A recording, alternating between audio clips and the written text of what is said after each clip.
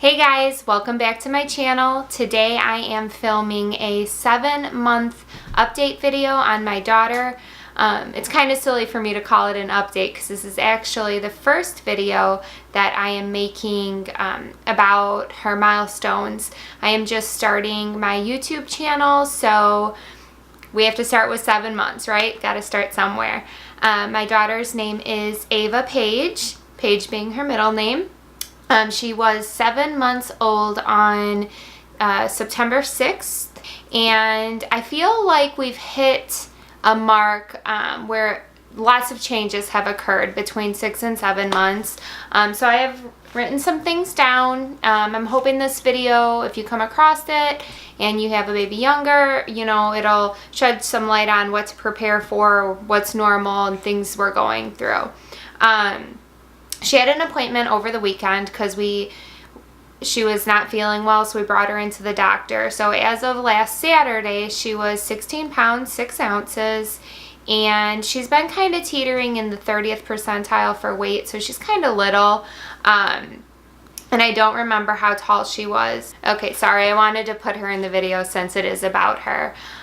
So at 7 months, I can say that Ava is truly finding her voice. And when I say that, not only do I mean she's constantly talking and making noise and babbling, but she's really starting to let her personality show, and she's starting to protest a lot with things. We've noticed that, you know, when she was younger, if she had something and we took it away from her, it kind of didn't faze her, but now she's getting angry and she's yelling and screaming, and she's really trying to let us know that she's boss.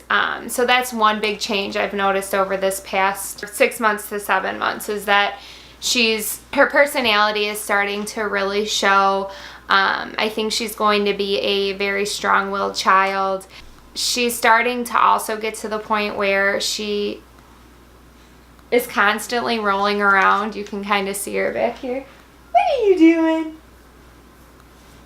But she is constantly on the move. You know, she's been sitting up by herself for a couple months now, but she's getting to a point where she's throwing herself backwards and rolling around. She's going from a seated position to her stomach. She is not crawling yet, but I think within the next month she's going to be crawling. She's been doing a lot of rocking back and forth. She does manage to get herself around. She scoots on her bottom across the floor, or she'll get on her stomach and she'll kind of use one leg to propel herself forward. So new challenges are awaiting for us. You know, she's starting to move and be on the go. So at 6 months, most pediatricians recommend that you start your child on some food, cereals, purees. And we actually started Ava at 4 months because she was not sleeping through the night. We started trying to give her cereal and she was not having it. So at 6 months, I reintroduced cereal. We switched from rice cereal to oat cereal, and she actually really liked that.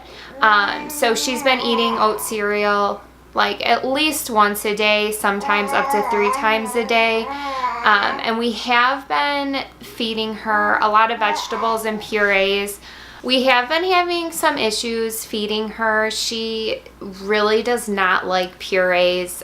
She would rather have a solid food. So we've kind of been testing different things out.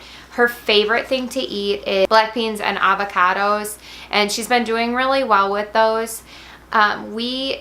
I kind of went into feeding her not paying attention, and I knew in the back of my mind that all this food is going to be new to her, and I was so anxious to have her try all these things really fast, and it backfired on me. Over last week, she was vomiting over and over again. She became constipated, really irritable and uncomfortable, and between our visit to the doctor and kind of where we were at with how she was, you know, acting and feeling, we determined that we are probably giving her too much too soon. Most doctors will say to introduce one thing at a time, give it a week, let their system adjust to it, see if they have any sort of allergic reactions. And I'm sure her pediatrician told me the same thing, and it just, you know, went in one ear and out the other. I was giving her all sorts of things all at once, and so I don't know if she was just overloaded and it was making her sick, or if she was actually having an allergy to something. So now she's 7 months. This past week we've only given her oat cereal, black beans, avocado, and potato. And those are all pretty bland things that we know she's not going to react to. And so next week I'll probably try to introduce something else. I'm still breastfeeding her, so she's been eating more and more off of me. And when she was born, I had to really watch the clock and make sure I was feeding her every 3 hours. And now we're down to her wanting to eat every couple hours. She's only eating for about 5 minutes at a time.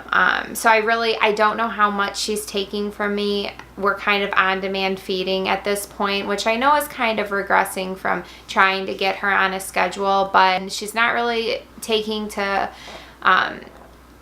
foods very well. So, you know, I've just kind of been letting her nurse whenever she wants, because she's obviously hungry and I want her to grow and be healthy. So we're kind of just nursing around the clock, and we're still nursing at night. At least I know if I'm letting her eat when she wants, she's getting that nourishment. And she's obviously not, you know, there's some times where I know she's just comfort nursing. Before, she used to never eat before naps. Now she wants to nurse for a couple minutes just to, I think, just to put herself to sleep, or in the middle of the night, same thing.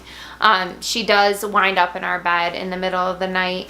So, you know, when she gets up, she wants to nurse, and then she comes back to our room. So when we brought her into the doctor, we did determine that she was very constipated. And for that, they suggested that we try to give her prune juice or apple juice in her bottle. That's been really difficult. She does not take a bottle very well, a bottle of milk, let alone apple juice or prune juice. She's not interested at all. So I have been managing to give her prune juice via like a medicine dropper, and it's probably the equivalent to a tablespoon or two, but I don't know if it's going to help. We just started doing it that way, but her little system is not adjusting to foods very well. That's kind of our biggest challenge right now, because we know that she's uncomfortable.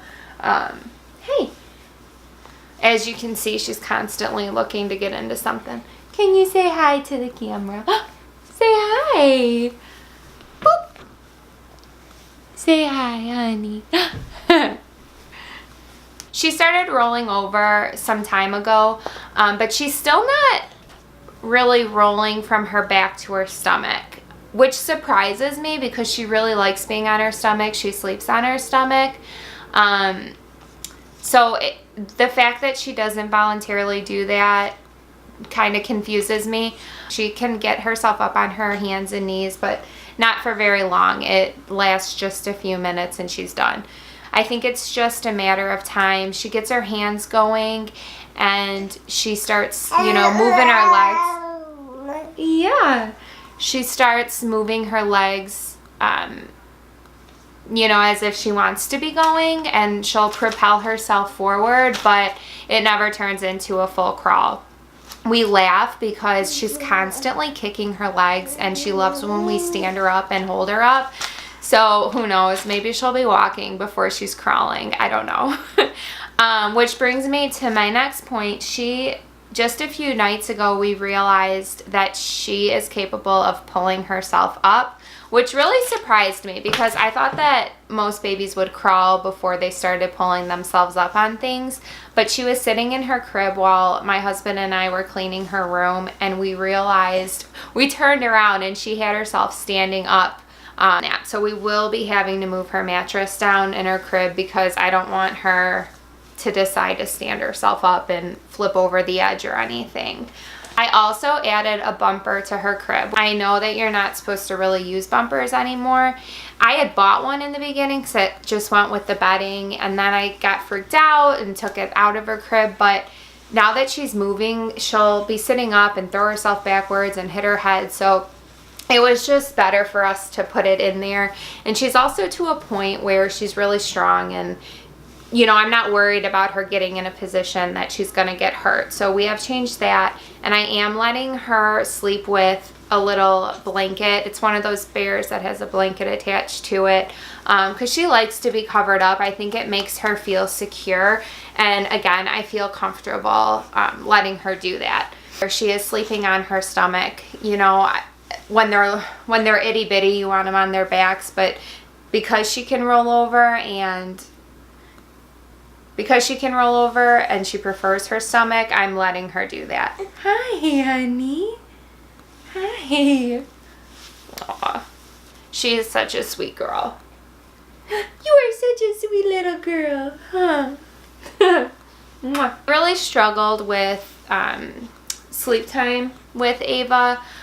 When we brought her home from the hospital, we were prepared to put her in a bassinet next to our bed. I absolutely did not want her in bed with me, and that just didn't work out. She ended up sleeping with us and got to a point where she was napping on top of me until about a couple months ago when I was able to transition her to her bed. So finally, I would say as of this last month, she takes naps in her crib 100% of the time for 3 naps a day and doesn't seem to mind. I do have to rock her to sleep or till she's in a very comfortable mood to actually put her down, but in my book that's a success. At nighttime, we are putting her to bed in her crib, and same way we do with naps. We'll give her a bath, we'll rock her, I always sing to her, and then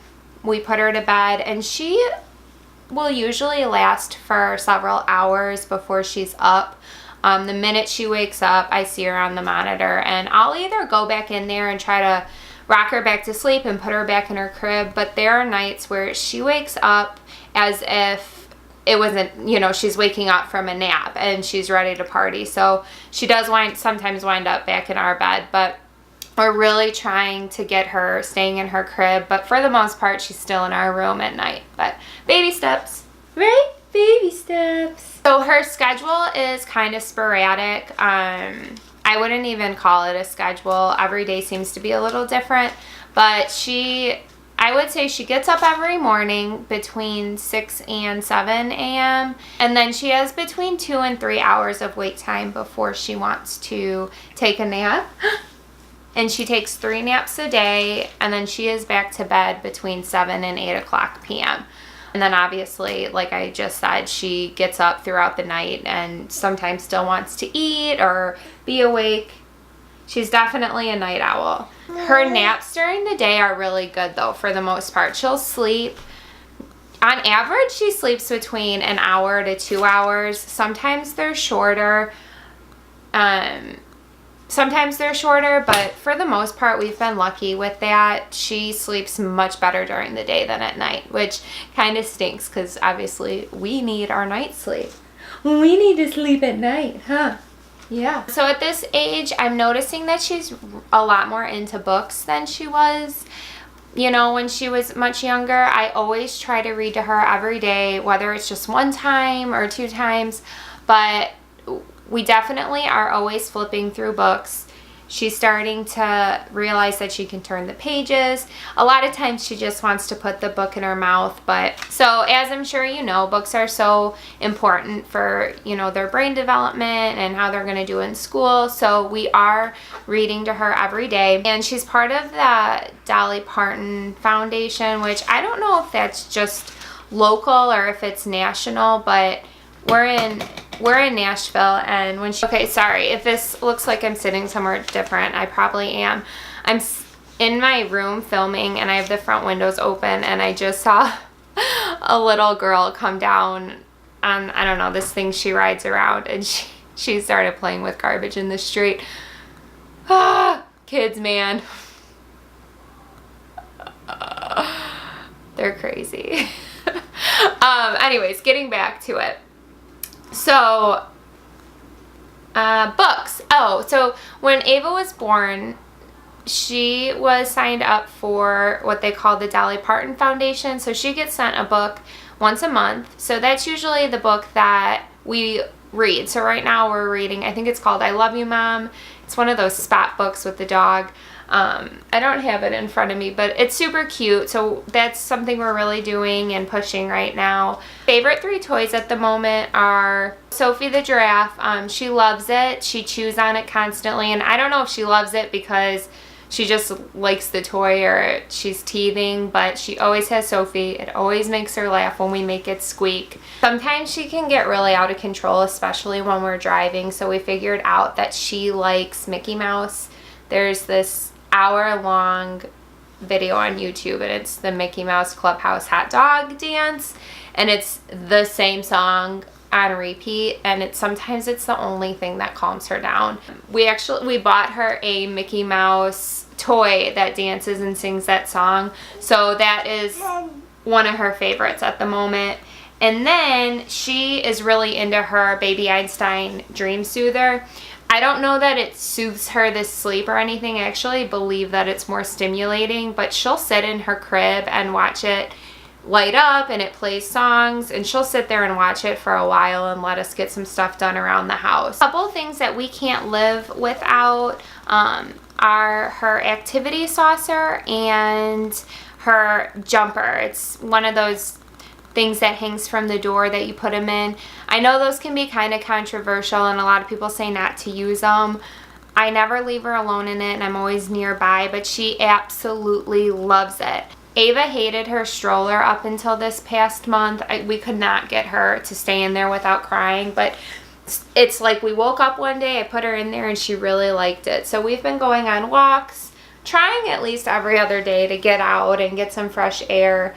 You know, we are in the Nashville area. It's really hot and humid right now, so sometimes some days are harder than others to bring her out where she's not uncomfortable, but she is really liking that. Hi, you got your hands up, sweetheart.